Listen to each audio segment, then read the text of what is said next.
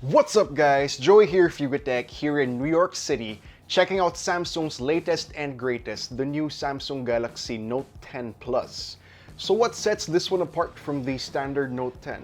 Well, continue watching to find out.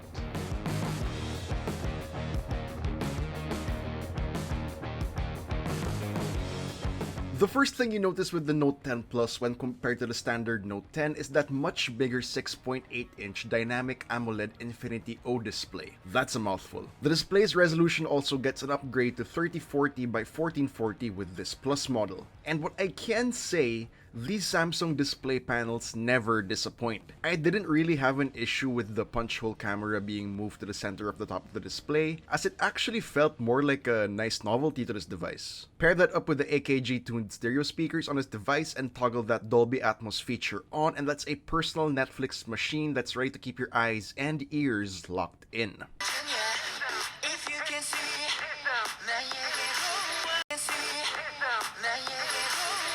Build quality is also very solid here. Samsung keeps its industrial and classy design language very much intact with this new Note series, with the curved glass back and front protected by Gorilla Glass 6, sandwiching the aluminum frame. 4 buttons and ports. Up top you can find the hybrid dual SIM tray. Situated on the left side is the volume rocker and power button. So yes, Samsung has finally decided to ditch the Bixby button, which translates to having a clean right side. At the bottom we have the noise cancelling mic for regular calls, USB Type-C port, and the usual slot for the S Pen. Now before we check out that S Pen again, if you guys didn't notice something missing with the I/O on this device, it's because you were all probably too busy celebrating the death of the Bixby button. I do think it's worth mentioning that we also lost something important.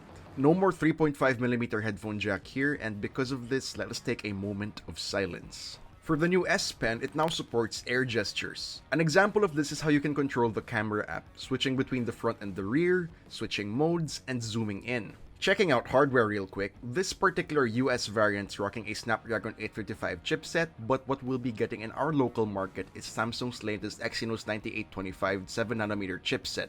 For configurations, the Galaxy Note 10 Plus gets 12GB of RAM and either 256 or 512GB of internal storage. Unlike the standard Note 10, you do also get expandable microSD storage up to 1TB on this Plus model, which is, of course, a plus. Providing power to this device is a pretty substantial 4300 mAh battery with support for up to 45W fast charging, which is awesome. Sadly, it doesn't come in the box. You have to buy that fast charger separately. You also get fast wireless charging and wireless power share from the S10. They make a return here as well. And for software, we also get Android 9 Pie out of the box with Samsung's One UI skinned on top. This interface is not perfect, but it still remains one of my favorite Android skins so far this year. Now before we wrap up this hands-on, let's take a look at those cameras. The Note 10 Plus sports a quad rear camera setup composed of a ultra-wide, standard, telephoto, and a depth vision camera. Residing in the punch hole in front is the 10MP selfie shooter, so yeah, that's basically the same setup as the standard Note 10 with the exception of the depth vision camera at the back. These photos were taken on an engineering unit, which means the results may not exactly reflect what you'd be getting on the retail unit, so check them out right here.